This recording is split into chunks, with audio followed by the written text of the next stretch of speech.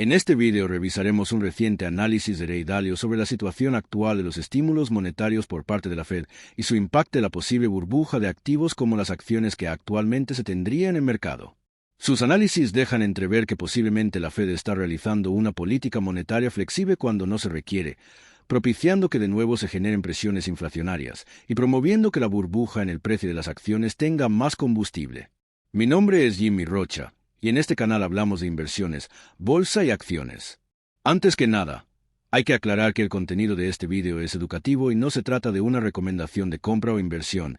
Cada persona debe tomar sus propias decisiones basándose en sus conocimientos y experiencia. Dalio comienza hablando sobre cómo la Fed detendrá el ajuste cuantitativo y comenzará la flexibilización cuantitativa, que, si bien podría considerarse una maniobra técnica, finalmente es una medida de relajación monetaria. Pero además, Dalio recuerda que hay que seguir muy de cerca cómo va evolucionando el ciclo de gran deuda, evocando a su último libro y recordando que el propio Powell también reconoció que en cierto momento será necesario aumentar las reservas de manera gradual para sostenerlas al ritmo del sistema bancario y de la economía. Dalio explica cómo bajo el escenario actual se han reducido las tasas, pero se sostienen unos déficits fiscales bastante elevados.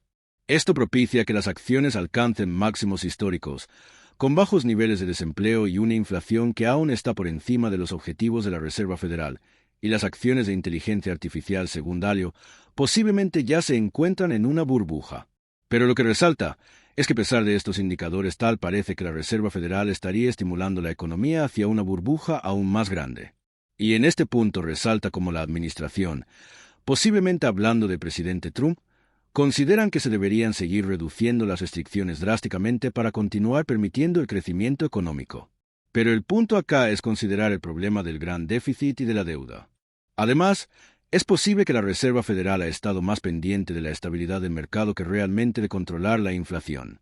En ese punto Dalio recuerda, como cuando la oferta de los bonos americanos es mayor que la demanda, el Banco Central lo que hace es imprimir dinero para comprar los bonos, y el Tesoro reduce los plazos de vencimiento de la deuda que se emite para compensar la posible escasez de bonos a largo plazo. Esta dinámica corresponde con la fase final del gran ciclo de deuda, que es explicado en su libro Cómo quiebran los países el gran ciclo. En ese libro, Dalio explica cómo en la fase final del ciclo de deuda o de decadencia de un país, la deuda total de un país crece mucho más rápido que los ingresos. Pero se llega a tal punto que ni siquiera los bancos centrales o los gobiernos son capaces de estimular la economía. Al tiempo que el valor del dinero fiat cae y la confianza en la moneda se pierde, recordemos que el dinero fiat es el que no está respaldado por un valor físico como el oro o la plata, sino por la confianza en el gobierno que lo emite. Dalio continúa su análisis explicando cómo cuando los bancos centrales compran bonos, lo que hacen es generar liquidez y reducir los tipos de interés reales. El problema es lo que ocurre con ese exceso de liquidez. Puede que el capital permanezca en activos financieros, aumentando los precios, por ejemplo, de las acciones, expandiendo los múltiplos al tiempo que se eleva el precio del oro, provocando una inflación de activos financieros. Este aumento en los precios de los activos favorece a quienes poseen estos activos, en comparación con quienes no los tienen, aumentado la brecha de riqueza. Si bien no lo aclara, es posible que es lo que esté ocurriendo actualmente con la bolsa y los índices, que continúan subiendo de manera continua. Generalmente ese aumento de liquidez también se traslada, en parte a los mercados de bienes, servicios y trabajo, lo que provoca un aumento en la inflación.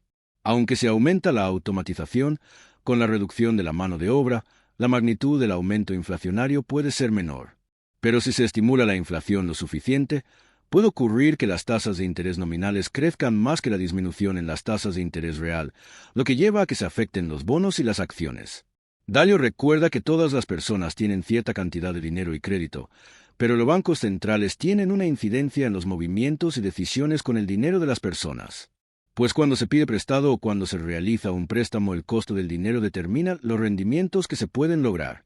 Igualmente, cuando se invierte el dinero se tienen unos rendimientos esperados, que en el caso de las acciones, por ejemplo, estará determinado en buena parte por la variación en su precio.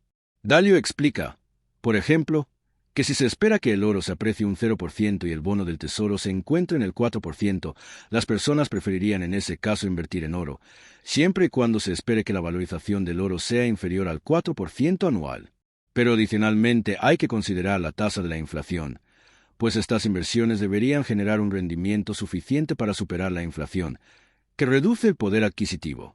Por lo general, el aumento de la inflación se debe al aumento de oferta monetaria, lo que lleva a la depreciación de la moneda y a la pérdida de poder adquisitivo. Por estas causas es importante las decisiones de la Reserva Federal y la oferta monetaria, pues entre más alta sea la inflación, será menos atractivo el rendimiento del bono, pues por ejemplo si la inflación fuera del 5% sería más atractivo el oro que los bonos, pues con esto se tendría una rentabilidad real del menos 1%. Finalmente, entre más dinero y créditos sean emitidos por el Banco Central, menos serán atractivos los bonos con respecto al oro. Y en la situación actual el QE, o expansión cuantitativa, lo que finalmente busca es crear dinero electrónicamente para comprar bonos y estimular la economía por parte de la Reserva Federal. Esto conlleva a que se reducen los tipos de interés reales, incrementando la liquidez, reduciendo los rendimientos reales e incrementando los múltiplos de beneficios o pérdidas acciones, ayudando a que se valoricen los activos de larga duración como son las acciones de alto crecimiento, las empresas tecnológicas y de inteligencia artificial, además de impulsar los activos que por lo general son cobertura en contra de la inflación como el oro. Pero también es posible que las empresas con activos tangibles, como las mineras, las de infraestructura y las de activos reales, logren un mejor rendimiento que las tecnológicas después de que el riesgo inflacionario vuelva de nuevo. Dalio afirma que entre las posibilidades está que de manera similar a lo que ocurrió en los años 1999 o 2010, se genere un aumento fuerte en la liquidez, que se convierta en algo muy arriesgado y finalmente deba ser controlado.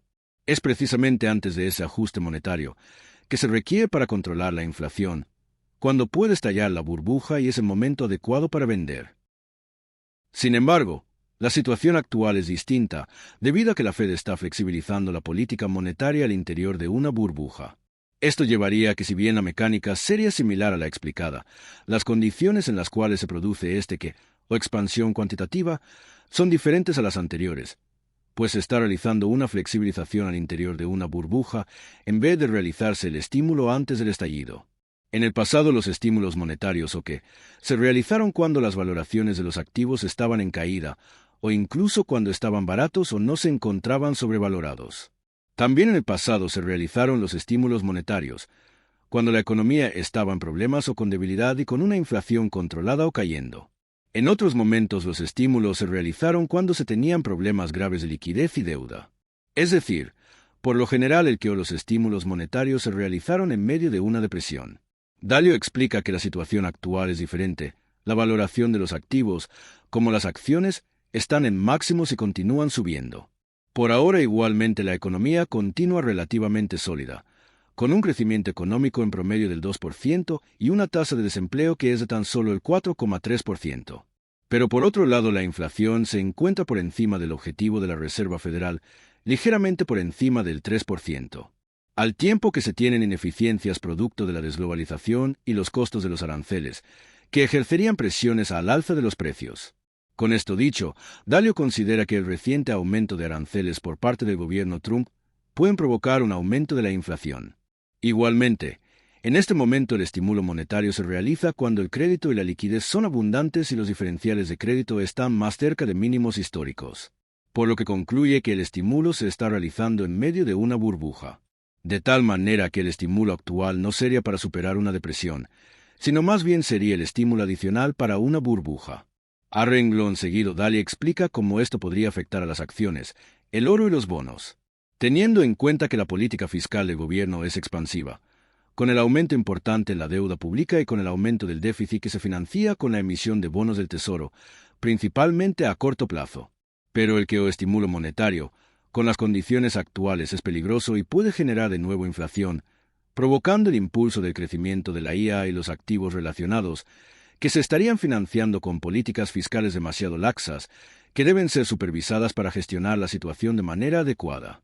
En una tabla publicada por el propio Dalio, compara el estímulo actual con respecto a otros, en donde muestra cómo en el pasado, incluyendo la crisis por el COVID, los estímulos se realizaban con bajos niveles de crecimiento e incluso recesiones, con un promedio del menos 1,8%, mientras que actualmente se tiene un crecimiento del 2,1%. Al igual que en esos momentos se tenían altas de desempleo, por momento bastante altas incluso superiores al 15%, con un promedio del 14,5%, mientras que actualmente el nivel de desempleo es del 4,3%. Por otro lado, Históricamente, cuando se utilizaron los estímulos monetarios, la inflación estaba controlada con niveles en promedio del menos 0,7%, mientras que actualmente se encuentra en el 3%. Y por otra parte, el ratio de beneficios cíclico ajustado PER se encontraba en promedio en 17.7 veces, mientras que actualmente está cercana a las 40 veces, razón por la cual posiblemente Dalio habla de una burbuja. Igualmente, en esos momentos la deuda como porcentaje del PIB del gobierno se encontraba en promedio en el 69%, mientras que actualmente está en el 118%. Como conclusión, Dalio considera que los estímulos monetarios actuales no son justificados y más bien pueden provocar de nuevo presiones inflacionarias y que siga creciendo la posible burbuja actual de valoración de algunos activos, en especial de las acciones relacionadas con empresas de inteligencia artificial. Recuerda que en la descripción del vídeo encuentras el enlace del mejor curso para aprender análisis técnico y fundamental para invertir en acciones. Igualmente se encuentra el enlace de la mejor plataforma para comprar acciones de la bolsa, regulada en los Estados Unidos. Si te gustó el vídeo, regálanos un like, suscríbete al canal y comparte el contenido.